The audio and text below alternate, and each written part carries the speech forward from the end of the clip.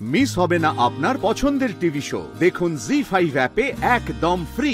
সবসময় আমার মনে হচ্ছে এই সবকিছু তোর, তোর বাড়ি, তোর সংসার, তোর জিনিস আমি ভাগ বসাচ্ছি। তুই আবার এই ধরনের কথা কেন বলছিস নীলু? আমি তোকে এসব ভাবতে বারণ করেছি না? বারণ করলে কি আর মন মানে? আজ সূর্যদার ঘরে ঢুকে আমার কি মনে হচ্ছিল জানিস?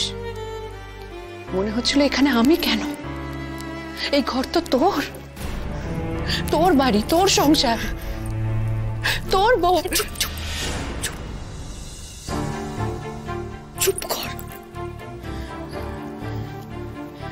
যার নামের সিঁদুর মাথায় পড়েছিস সে তোর ছাড়া অন্য কারোর হতে পারে না নীলু।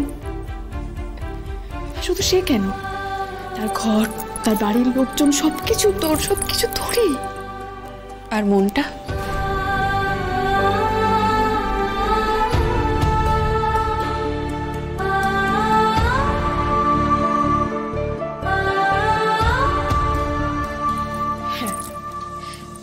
হ্যাঁ, আমি মানছি মানুষের মনকে কখনো রিমোট দিয়ে কন্ট্রোল করা যায় না, তাই মনের ওপর আমাদের হাত থাকে না সবসময়। কিন্তু নীলু, তুই একবার উল্টো দিকটাও ভেবে দেখ, একবার ভেবে দেখ। মানুষের মন কোনো যন্ত্র নয়, কোনো যন্ত্র নয় বলেই তো নির্দিষ্ট কোনো ফর্মুলাতে চলে না।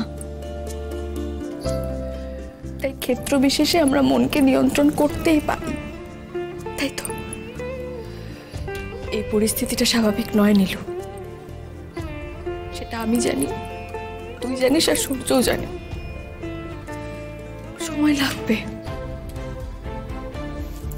কিন্তু আমি এটাও জানি তুই এই সময়টাকে ঠিক বদলে দিবি। তুই সূর্যর বাড়ির প্রত্যেকের মন ঠিক জয় করবি। আর তুই তো সূর্যকে চিনিস বল? সূর্য এতটাই ভালো ছেলে, ও সব সময় তোর যথাযথ মর্যাদা দেবে। হ্যাঁ, সেটা আমি অস্বীকার করছি না। এই দুদিন যখনই প্রয়োজন হয়েছে সূর্যদা আমার পাশে দাঁড়িয়েছে। নিজের বাড়ির লোকজনদের অপমানের বিরুদ্ধে গিয়ে প্রতিবাদ করেছে শুধুমাত্র আমাকে সাপোর্ট করার জন্য। সত্যি, সূর্যদার মতো মানুষ সত্যিই হয় না। এই জন্যই তো সঠিক মানুষের হাতে আমি আমার মনকে তুলে দিয়েছি।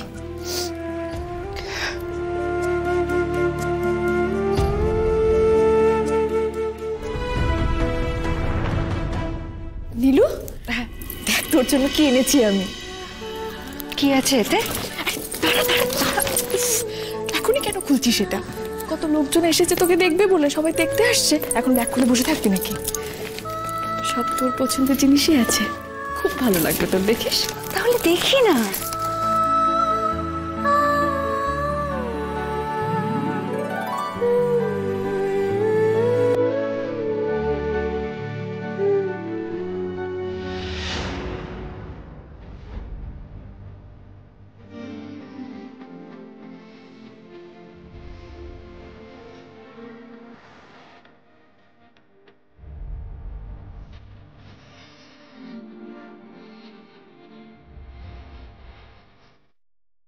জি5 ডাউনলোড করুন আর সব এপিসোড দেখুন একদম ফ্রি।